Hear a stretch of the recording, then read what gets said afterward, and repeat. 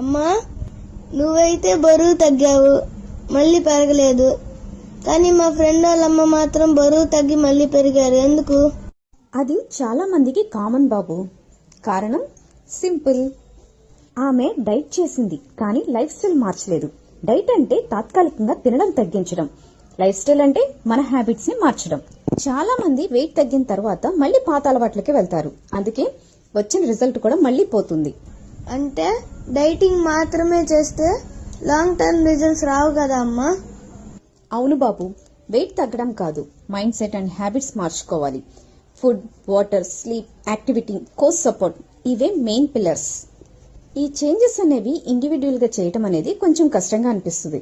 అదే coach support తో చేస్తే కన్సిస్టెన్సీ అనేది బాగా ఉంటుంది. అదే రీజన్ కదా నువ్వు లాంగ్ టర్మ్ రిజల్ట్స్ మెయింటైన్ చేస్తున్నావు అమ్మా. వెయిట్ లాస్ ఈజీ, కానీ వెయిట్ స్టేబిలిటీ అనేది ఒక ఆర్ట్. హ్యాబిట్స్ సస్టైనబుల్ గా మార్చుకుంటేనే రిజల్ట్స్ పర్మనెంట్ గా ఉంటాయి.